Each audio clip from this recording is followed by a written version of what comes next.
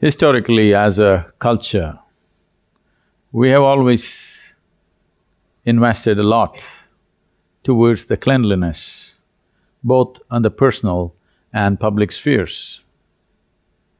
Well, is it not true that when the British excavators excavated the cities, the ancient cities of Harappa and Mohenjo-daro, they could not stop talking about the drainage systems in these cities. Because many millennia ago, they invested so heavily both on the personal and public hygiene systems. The culture has always been this way. Even today, in terms of personal hygiene, we as a nation stand out. Most women will not enter their kitchen without a morning shower or bath. No one enters a temple without a shower. No yogic practice is performed without cleansing the body first. Taking care of the internal cleanliness of the body and also the external cleanliness of the body has still remained with us. But keeping our public places clean has taken a beating because this great culture, this Bharat as we knew it in the past, just 25 decades ago, we were the greatest economy on the planet. We were the biggest exporters and most organized society in many ways. But under the expert care of the colonial guile, the economy of the nation slowly decimated itself, industries destroyed, backbreaking taxation slowly took us to a place where nobody was concerned about public hygiene. Nobody had the means, nor the energy, nor the resource to maintain public hygiene. But even today, if you walk into any village home, just a one-room home, you will see the inside of the house will be spick and span, but unfortunately, you can't say the same about the external situations. Since 1947, in these 65-odd years, no government has taken enough care to organize cleanliness in the public space. We have not invested in this direction. This is not a complaint. Maybe we had other things to do. Maybe people thought this is not the most important thing to take care of. But today we know lack of public hygiene is costing the nation big time. Our children are not growing up as they should due to lack of hygiene. It is a known fact that apart from malnourishment, which is definitely a serious issue, where the needed nourishment is not there, a farmer who goes to the field to work has not eaten what he should have eaten to do that work.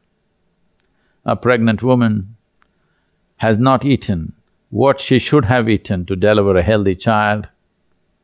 A little child who goes to school has not eaten what he should have eaten to keep his body and mind alert and grow them into big possibilities.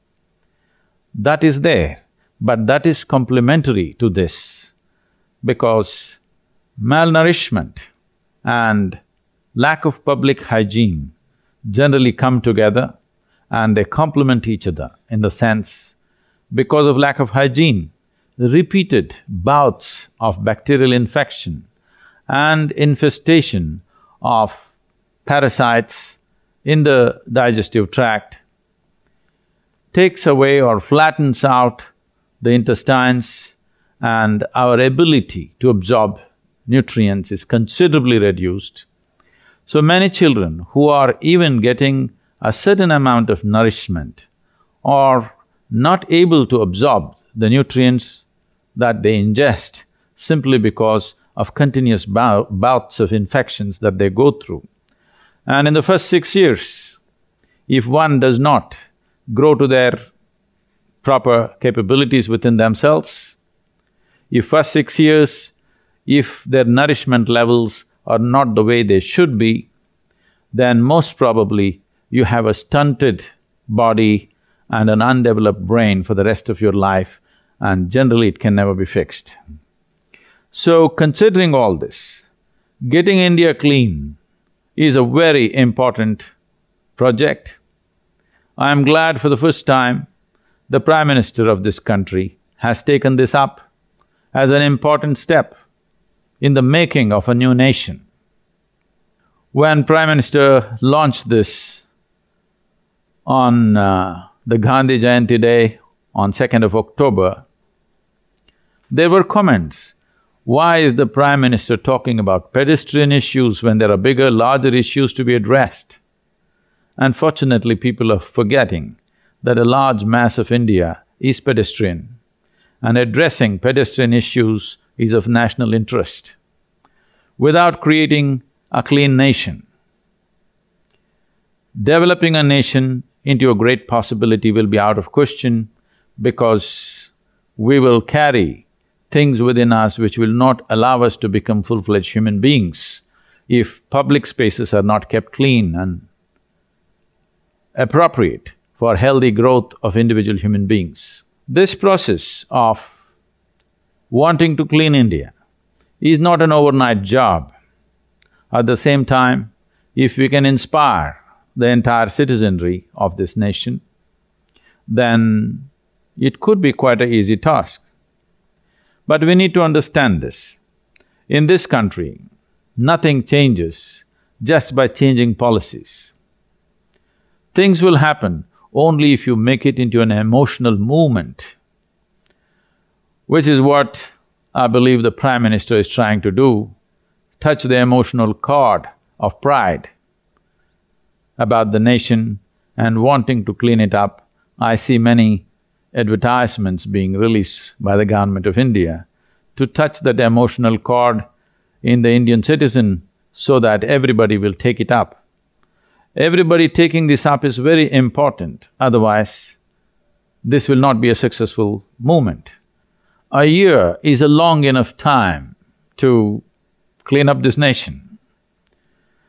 The bigger pollutants which come from industry, which will need a little more technological attention, but the waste or the material that is generated from domestic use can be easily handled. Industry and chemical waste need to be looked at little differently, but I'm sure if all of us are determined as a nation, we can… in 12 months' time, we can turn this into a very clean nation. I already see in many cities, towns, localities and villages, this is beginning to happen. The Swachh Bharat campaign is only a few months old, but the signs of cleanliness beginning to happen in many places, at least in the south.